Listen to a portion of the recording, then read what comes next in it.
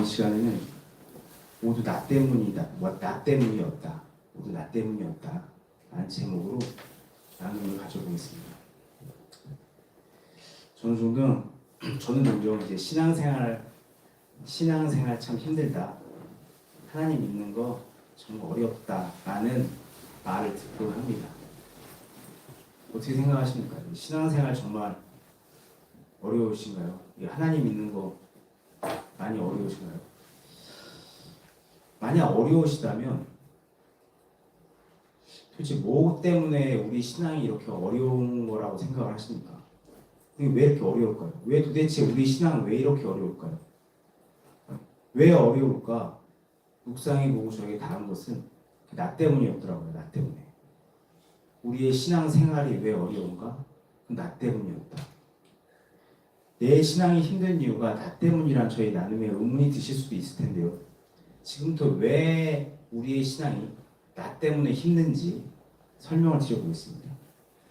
일단은 우리 신앙이 힘든 이유를 여러 가지, 굳이 따져보면 여러 가지 이유가 있을 수 있겠지만 오늘은 그냥 두 가지만 말씀드려보면 저에게 닿은 우리 신앙이 힘든 이유, 첫 번째 이유는 과거의 내 삶 때문이더라고요. 과거의 내 삶. 내가 살아온 지난 삶. 인간은요, 육신을 입고 태어나는 순간부터 죄인종으로 태어나기 때문에 하나님의 길인 진리의 길을 걸으며 살 수가 없어요. 타고나게 그렇게 못 살게 됩니다. 그래서 인간은 이 죄의 본능에 따라서 마귀가 예비해 놓은 그 길을 걸어가게 돼요. 근데 마귀는요, 하나님을 닮은 우리를 매우 싫어합니다. 증오해요. 하나님의 형상대로 지어졌거든요. 그렇기 때문에 우리를 위해 예비된 그 길은 어떤 길이냐면 죽음의 가시밭길 길입니다. 처음에만 사탕이 있지, 처음에만 달지 걸어가다 보면 우리를 죽이는 길이에요. 그 길을 예비해 놨습니다. 거짓말의 아비는 그렇게 우리에게 그 길을 예비해 놨어요. 그래서 마귀의 그 인도에, 그 속삭임에 속아서 따라가다 보면 우리는 걷다 보니 죽음의 길, 가시밭길을 걷게 되는 거예요. 충동에 사로잡혀서 그 유혹에 넘어가서 살아왔던 지난 삶을 한번 돌아봐 보시기 바랍니다. 그리고 그걸 따라갔을 때, 그 유혹과 그 충동에 따라갔을 때 내 삶이 어떻게 됐는지도 한번 돌아봐 보시기 바랍니다. 도박과 과소비, 그 충동이 나에게 어떤 결과를 가져왔나? 나를 가난하게 만들었죠. 술, 담배, 그 충동이 나에게 어떤 삶을 가져왔나? 내 몸을 병들게 만들었죠. 참지 못하는 내 성질이, 성급한 내 성격이 나에게 어떤 결과를 가져왔나? 말 잘못해하고 그와 다투게 됐고요. 성급한 판단으로 직장과 사업장에서 문제가 생겼죠. 조금만 참으면 됐었는데 그게 안 된 거야. 말실수를 했어. 그래서 내 삶이 조금씩 꼬이기 시작했던 거야. 또 돈을 쫓으며 살았어요. 열심히 돈을 쫓으며 살았어. 그랬더니 나에게 뭐가 남았냐? 돈 몇 푼은 주어졌겠지만 너무나도 잃은 게 많은 거야. 병, 건강도 잃었고 뭐 다 돌아보니까 돈만 남았어. 남은 게 뭐가 있는 거야? 남 탓할 게 없더라고. 이게 그래서 나는 이 상황에 놓여 있는 거더라고. 결국은 지금 내가 이 상황에 놓여 있는 건 나의 지난 삶의 결과였어요. 그때 내가 도박에 빠지지 않고, 내가 그때 술에 빠지지 않고, 과소비하지 않았다면, 성급하게 행동하지 않았다면, 성급하게 그 말을 하지 않았다면, 내가 돈만 쫓으며 살지 않았다면 지금 삶은 분명 달라졌을 거예요. 저의 이 나눔에 그래 맞지, 내가 잘못했어. 그래 내가 그 쓴뿌리 열매를 먹고 있구나. 그래, 인정해. 근데 나 지금 교회 다니잖아. 그럼 좀 달라져야 되는 거 아니야? 하나님 뭐 하는데? 내가 그렇게 헌금도 하고 교회에서 일도 했잖아. 근데 왜 나 아직도 이러는데? 라는 의문이 생길 수도 있으실 겁니다. 그래, 질문 드려볼게요. 진짜 우리 왜 아직도 이러고 살까요? 하나님 믿는데, 교회 다니는데, 헌금도 냈어. 시켜 봉사도 했어. 근데 왜 아직도 그대로야? 저 이 의문에 이렇게 답을 드려보고 싶어요. 지난 시간에도 말씀드렸다시피 이 형통이라는 건요, 하나님의 흐름 안에 있는 거예요. 흐름 안에 걸어가야 형통이 있어요. 표현을 조금 바꿔보면 형통하려면 하나님께서 정하신 흐름 안에 있어야 된다는 거예요. 그렇기 때문에 내 안에 하나님의 흐름에 벗어나는 옛 습관과 옛 성향과 그 모습들이 그대로 남아있다면요, 그 흐름 안에 들어갈 수가 없어요. 순종이 안 되거든. 걸어갈 수가 없거든. 왜? 계속 부딪히니까. 그럼 형통에 이를 수가 없는 거예요. 세상에서의 흐름과 세상에서 형통을 누리는 방식과 하나님 안에서 형통에 누리는 방식이 다르다고 말씀드렸죠. 근데 이쪽 안에 들어와 놓고 이거 누리는 방법대로 걷질 않으니까, 공식대로 가지가 않으니까 누릴 수가 없는 거예요. 그래서 오늘 첫 번째 본문 이사야서 3장 10절로 11절 말씀. 이사야서 구약이죠. 4입니다. 4. 아가서 다음에 4. 이사야서 3장. 3장입니다. 이사야서 3장 4. 제가 갖고 있는 성경책 오늘 970페이지. 이사야서 4. 3장 10절로 11절. 두 절밖에 안 되니 같이 읽겠습니다. 시작. 너희는 의인에게 복이 있으리라 말하라. 그들은 그들의 행위의 열매를 얻을 것이며 악인에게는 화가 있으리니 이는 그의 손으로 행한 대로 그가 도움을 받을 것입니다.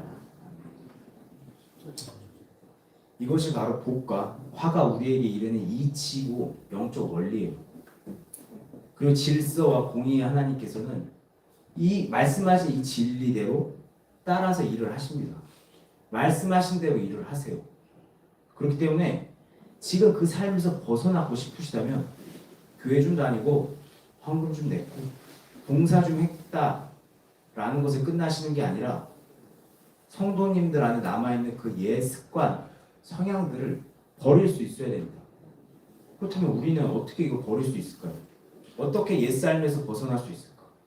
참 간단하죠. 맨날 제가 부르시는 그거, 교회 다니시는 거 끝나는 게 아니라 하나님 인격적으로 만나셔야죠. 그래서 그 만나는 하나님 안에서 기도와 말씀 묵상 가운데 그리고 나 자신과 계속 싸우면서 성장해 가시는 거예요. 그래서 그 성장하시다가 성령님의 조명 가운데 십자가를 조명받습니다. 그래서 죽음을 조명받는 거예요. 그래서 내 안에 여전히 남아있는 죄들과 습관들을 정리해 가는 거예요. 정리해 가는 거예요. 서서히 정리해 가는 거예요. 그러시면 어느 순간 나도 모르게 난 진리의 흐름 안에 걷게 되겠죠. 근데 참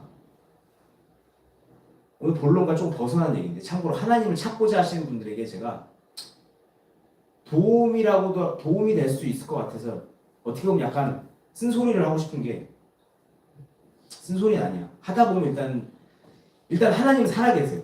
하나님은 살아계십니다. 진짜 이거는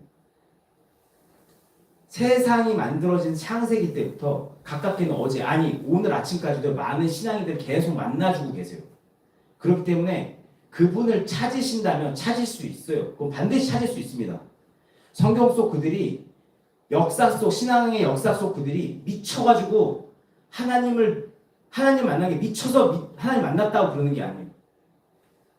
착각해가지고 하나님 만났다 이러는 게 아니에요. 그들 미치지 않았어요. 진짜 만난 거예요.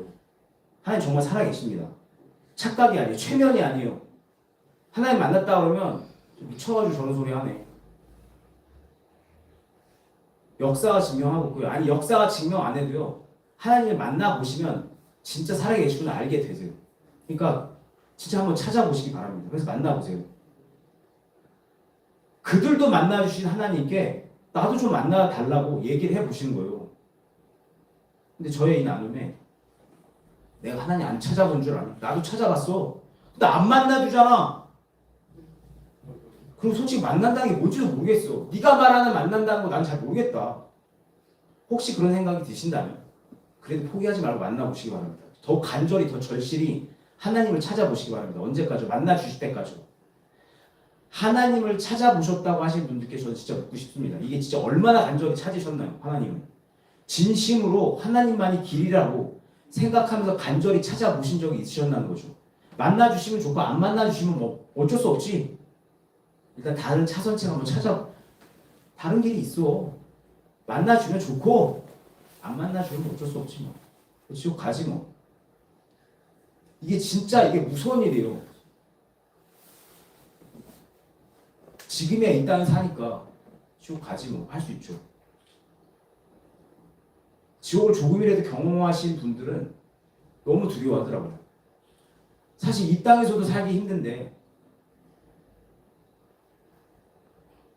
그래서 저는 아직 하나님의 인격적으로 만나지 못하신 분들께서는 진짜 다른 길 없는 것 같다. 다른 길이 없다. 그래서 배수진을 치시고 진짜 목마른 사슴이 시냇물 찾듯이 행군하다가 정말 목이 너무 말랐고 물 하나 먹고 싶다는 그 간절한 마음으로 진짜 하나님을 꼭 찾아 만나실 수 있길 소원합니다.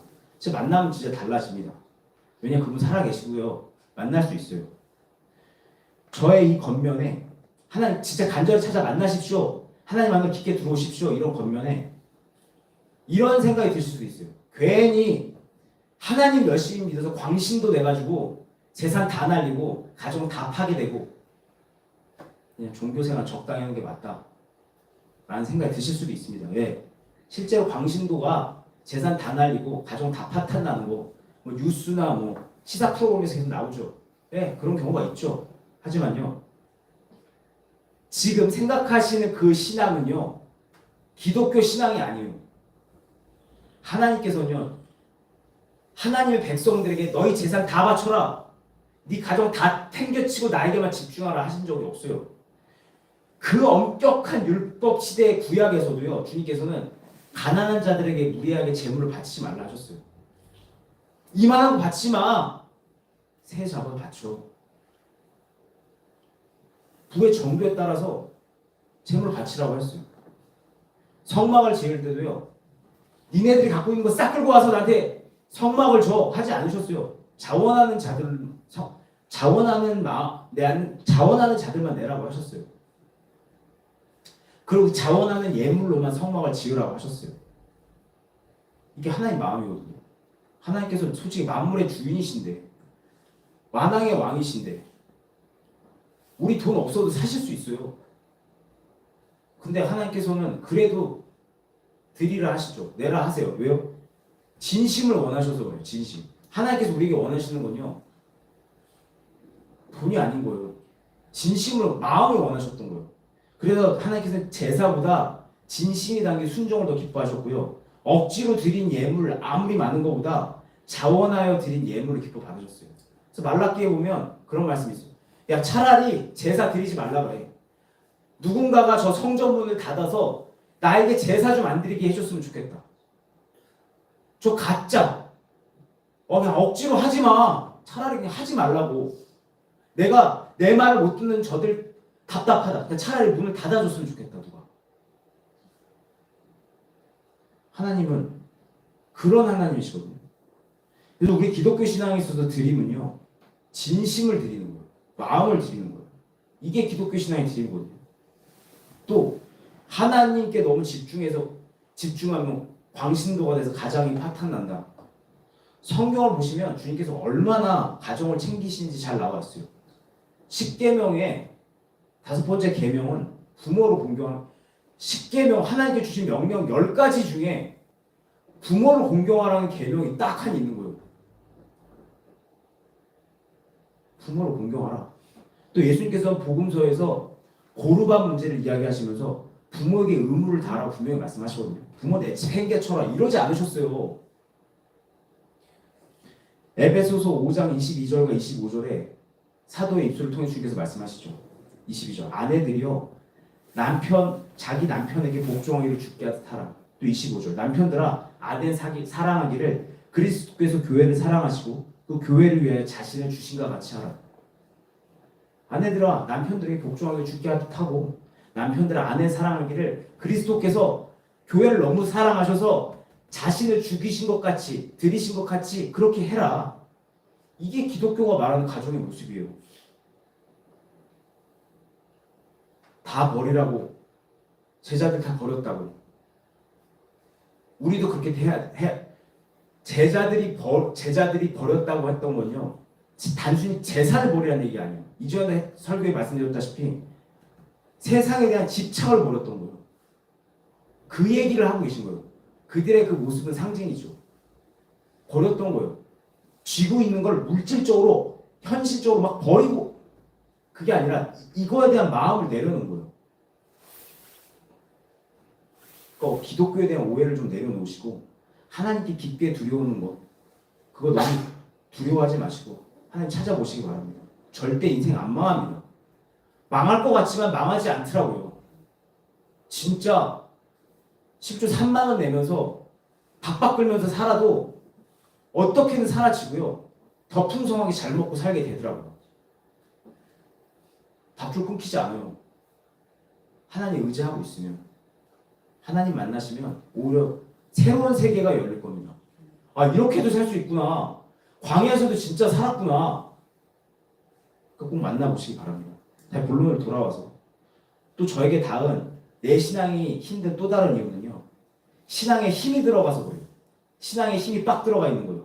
성도님들께서 느껴보셨는지 모르겠는데 저는 신앙인들과 종종 이야기를 나누다 보면 그분들의 신앙에 힘이 들어가 있는 걸 느끼게 됩니다. 이 신앙에 힘이 들어가 있다는 게 어떤지 좀 닿으시죠? 이해하시기 좋게 설명을 드려보면 기도 제일 많이 하는 권사님, 우리 교회에서 기도 제일 많이 하는 권사님, 우리 교회에서 헌신 제일 많이 하는 집사님, 새벽 기도를 단 한 번도 빠지지 않은 장로님, 항상 경건해서 주무실 때조차 넥타이를 메고 주무시는 목사님, 이 타이틀을 지키려고 할 때 지키려는 모습, 그거 정도로 이해해 보시면 좋을 것 같아요. 잘하려고 하는 거죠. 철저하게 잘해보려고 하는 거예요. 그분들의 열심 물론 존경심이 듭니다. 맞죠? 근데 한편으로는요. 그분들이 그 타이틀을 지키려 하실 때 우리는 그 열심에서 부자연스러움을 느끼게 됩니다. 좀 불편한 것 같아. 이상하게 좀 부담스러워. 왜? 신앙에 힘이 들어갔기 때문에 그래요.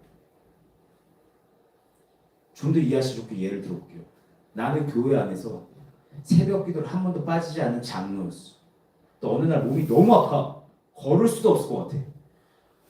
또 어느 날엔 내 자녀가 큰일이 생겼대. 아버지 좀 와주세요. 진짜 꼭 와주세요. 며칠만 있어주세요. 근데 나는 새벽 기도를 절대 빠지지 않는 장로라 몸이 죽어라고 아파도 새벽 기도 꼭 참석해. 아무리 내 자식이 급하다 그래도 나는 이 교회에서 새벽 기도 꼭 참석해. 왜? 난 새벽 기도 한 번도 안 빠진 사람이니까.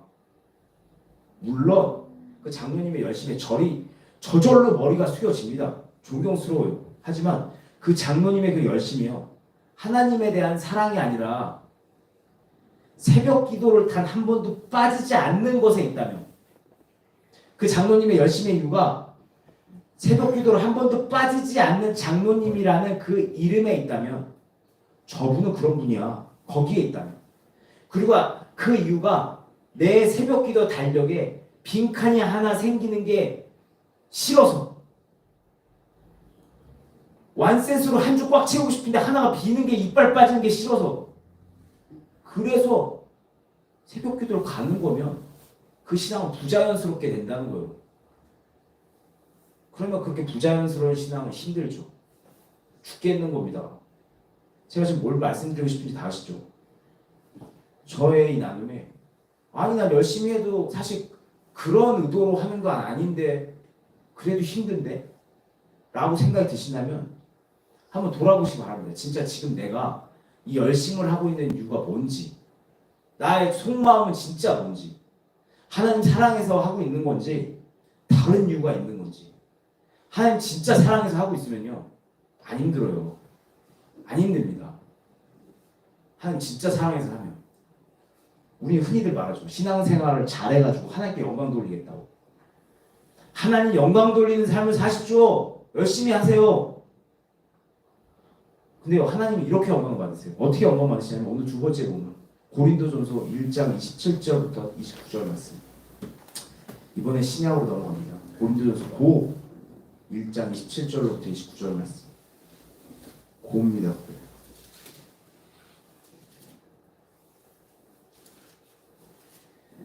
3절밖에 안 되기 때문에 함께 읽겠습니다. 시작.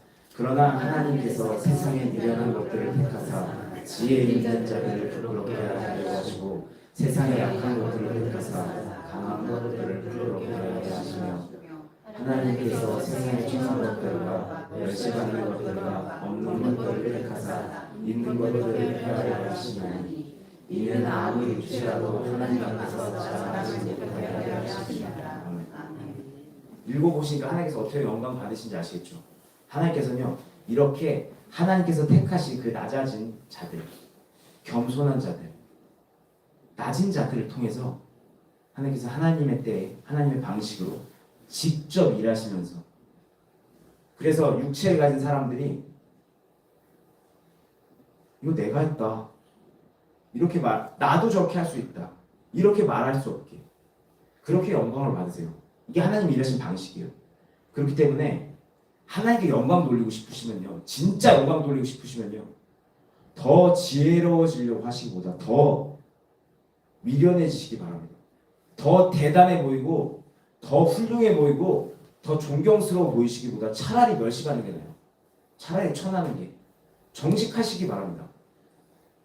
그러시면 하나님께서 그렇게 낮아지신, 정직해서 낮아지신 성도님들을 통해 일하시고 영광 받으시고요. 참고로 제가 이렇게 말씀드린다고 해서 지금 하나님께 영광 돌리시기 위해 일부러 미련해지고 일부러 천해지고 멸시 받으라고 말씀드리는 게 아니에요. 전 지금 뭔가를 잘 해가지고 하나님의 이름을 드높이려고, 뭔가를 잘 해가지고 내가 하나님께 올려드리면서 사람들과 하나님께 인정받으려고 하시는 것보다 그냥 성령님의 조명 가운데 내가 어떤 존재인지 바르게 인식하고 그래서 겸손해져서 내가 내 힘으로 뭔가 해봐서 하나님께 올려드리려고 하는 열심보다 나 부족한 자입니다, 말씀해 주세요 하면서 하나님 말씀에 귀 기울이는 거에 열심을 내시면서 그냥 말씀 주시면 묵묵하게 그냥 순종하면서 자연스럽게 담백하게 신앙생활 하시는 게 더 낫다고 말씀드리는 겁니다. 누가복음 17장 7절에서부터 10절에 이런 말씀이 있어요. 그냥 제가 읽을게요. 너희 중 누구에게 밭을 갈거나 양을 치거나 하는 종이 있어 밭에 들어오면 그더러 곧 나와 함께 와서 먹으면서 너 이렇게 와서 고생 많았다, 나랑 같이 밥 먹자 말할 자가 있느냐? 도리어 그더러 내 먹을 것을 준비하고 띠를 띠고 내가 먹고 마신 동안 수종을 들고 너희는 그 후에 먹으라 말하지 않겠느냐? 명한대로 하였다고 종에게 감사하겠느냐? 이와 같이 너희도 명령받은 것을 다 행한 후에 이르기를 우리는 무익한 종입니다, 우리가 해야 할 일을 하였을 뿐입니다 라고 할지니라. 이 누가복음 말씀이 있고 나면요 자칫 하나님께 섭섭한 마음이 들 수도 있어요. 아니 하나님 너무하시네, 아니 힘들게 일하고 하는데 칭찬 한번 못 해줄 망정 굳이 이런 말씀을 하셔가지고 무익한 종입니다 이런 얘기 하라고? 하나님 진짜 좀 너무 냉정한 거 아니야? 하실 수도 있어요. 하지만 이 누가복음 말씀은요, 헌신하는 헌신자들이 어떤 마음으로 헌신할 때 시험도 들지 않고 문제도 생기지 않고 평안하게 헌신할 수 있는지가 잘 담겨 있어요.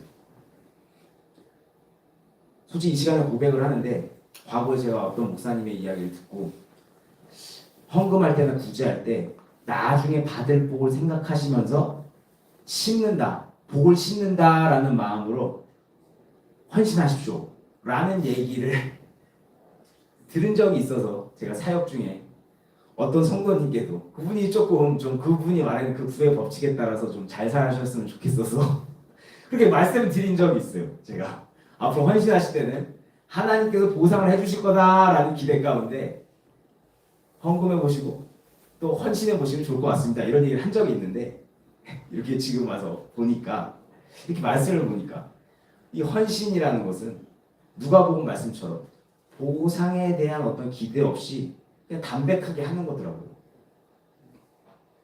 왜냐하면 이 헌신과 헌물에 보상에 대한 기대가 담기면 우리는 우리도 모르는 사이에 정직하지 못하게 되고요. 또 무리하게 됩니다. 무리한 신앙생활을 하게 되고요. 또 그렇게 정직하지 못하고 무리하게 신앙생활을 하게 되면 우리 신앙은 힘들어지죠. 또 그런 신앙은요 얼마 지나지 않아 문제를 직면하게 돼요. 그렇게 끙끙 내면서 가면 언젠가 문제를 맞닥뜨리게 됩니다. 사도행전 5장 1절부터 나오는 아나니아와 삽비라 이야기 아시죠? 그들이 뭐가 문제였죠? 그들의 문제는요, 자신들이 한 헌금에 대한 어떤 인정을 기대했던 게 문제예요. 이렇게 헌금 내면 사람들이 인정하겠지, 하나님께서 인정해 주시겠지, 사도들이 칭찬해 주겠지. 그들은요, 자신이 한 헌금으로 사도행전 4장 바로 앞장에 있는 36절로 37절에 나오는 바나바처럼 인정받게 버렸어요. 그리고 그 인정에 대한 기대가 그들로 하여금 굳이 안 해도 되는 헌금을 하게 했던 거예요. 안 해도 돼요. 내라고 하지 않았어요. 근데 굳이 지들이 한대. 헌금 내겠대. 그래서 무리하게 했죠. 그렇게 무리하게 된 거예요. 그렇게 무리하게 되다 보니까 정직하지 못했던 거예요. 무리하다 보니까. 그래서 결국 거짓스럽고 거짓되고 부자연스러운 무리한 신앙으로 인해서 그들은 죽게 됐죠. 그들이 헌금 다 안 내서 죽은 게 아니에요. 거짓말해서 죽은 거예요. 물론 영적 세계는 공짜가 없죠. 그렇기 때문에 헌신과 헌물에는 반드시 열매가 있긴 합니다. 그건 맞아요. 공짜는 없죠. 그래서 그 목사님 말씀하신 것처럼 헌신과 헌물은 복을 심는 거와 똑같다? 일단 틀린 말은 아니에요. 맞죠? 틀린 말 아닙니다.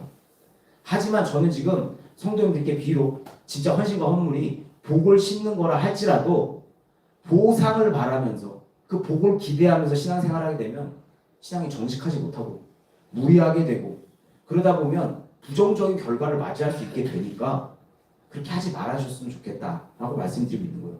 이 시간 권면을 드립니다. 신앙생활 가운데 뭔가 잘해서 인정받으려 하지 마시고 주님의 뜻에 귀 기울이는데 더 집중하시면서 지금 눈앞에 놓여있는 주어진 거 이거에만 최선을 다해보시기 바랍니다. 뭔가를 더 해보려고 하는 게 아니라 그냥 주어진 것만 최선을 다해보시면 좋겠어요. 그렇게 기본적인 거 눈앞에 있는 것만 최선을 다해보시다 보면 어느 순간 성장하시게 될 거예요. 그래서 성장하시다 보면 어느 날 주님께서 성장하신 성도님들께 이것을 하라고 조명을 주시게 될 겁니다. 그때 감동 받으신 거를 그냥 겸손한 가운데 부담 없이 자연스럽게 하시면 돼요. 그러면 신앙생활이 부드러워집니다. 한결 가벼워지는 거예요. 끌고 가는 게 아닌 거죠. 마지막으로 다 끝났어요. 이 나눔에 난 진심임으로 헌신했어. 다른 보상도 바라지 않았어. 주님 주신 사랑으로 헌신하면서 신앙생활을 하고 있어. 근데 내 삶에 어려움이 여전히 있네. 분명히 나는 하나님의 약속을 믿고 주님을 의지하면서 가고 있는데 그렇다 확인도 해봤어. 나는 정말 여러 가지 주님께서도 여러 가지 통로를 통해 내가 잘 가고 있다고 사인도 주고 계셔. 근데 이상하게 내 삶에 어려움이 계속 있네. 나 동행하며 가는데 왜 어렵지? 물론 힘들진 않아. 주님 주신 위로 가운데 조명 가운데 가고 있으니까. 근데 여전히 어려워. 조명 하나님 안에서 걷는데 왜 어렵지? 라는 의문이 드신다면 혹시 그런 분이 계시다면 그런 분들께서는요. 받으신 약속 있잖아요. 그걸 믿고 그냥 참고 가보시기 바랍니다. 그냥 참고 가보세요. 베드로전서 4장 12절과 13절 사랑하는 자들아 너희를 연단하려고 오는 불시험을 이상한 일 당하는 것으로 여기지 말라. 13절 오히려 너희가 그리스도의 고난에 참여하는 것을 즐거워하라. 이는 그의 영광을 나타내실 때 그분의 영광이 드러날 때 너희를 즐거워하고 기뻐하게 하렵니다. 지금요 힘드신 거요. 해 뜨기 전이라 어려운 걸 수도 있어요. 곧 해 뜰 건데요. 해 뜨기 전이라 지금 힘든 걸 수 있어요. 또 하나님께서요 새로 만드실 건데요. 만드시려다 보니까 다 부셔서 그런 걸 수도 있어요. 완전히 새로 만들려다 보니까 다 부셔야 돼갖고 잘근잘근 부시고 계셔서 그런 걸 수 있어요. 그리고 또 하나님께서 지금 잘 자라고 계신 성도님께 새로운 무언가를 가르쳐주고 싶으셔서 그런 걸 수도 있어요. 목적이 있으시다는 거예요.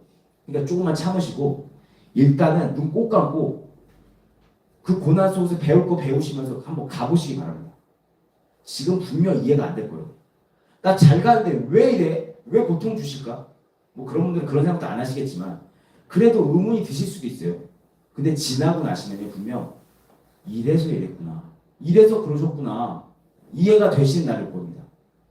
그래서 마지막으로 하나님과 동행 가운데 시련 속에 계신 성도님께 이 말씀 드리고 싶어요. 한 성도님의 사역 가운데 제가 드렸던 말씀인데요.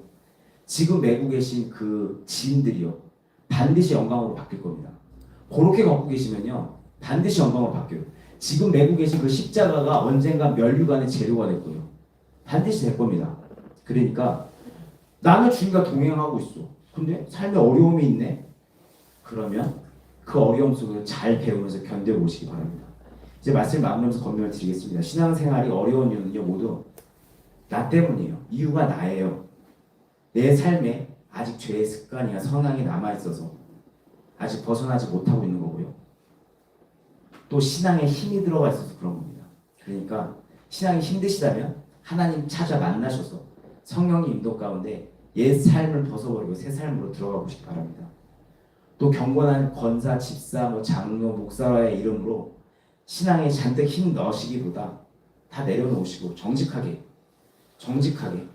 하나님과 나 자신만 바라보시면서 그냥 자연스럽게 신앙생활 해보시기 바랍니다. 그러면 분명 신앙생활은 가벼워집니다. 그리고 혹시라도 그렇게 가고 있는데 삶의 어려움이 계속 몰려오신다면 견디시기 바랍니다. 하나님의 어떤 특별한 계획과 가르치심, 하늘의 영광이 그 고통 끝에 반드시 있어요. 그러니까 잘 배우시면서 견뎌보시기 바랍니다. 그러면 반드시 영광이 날이 올 겁니다. 오늘 나눔은 여기서 마치겠습니다. 기도하겠습니다. 주님.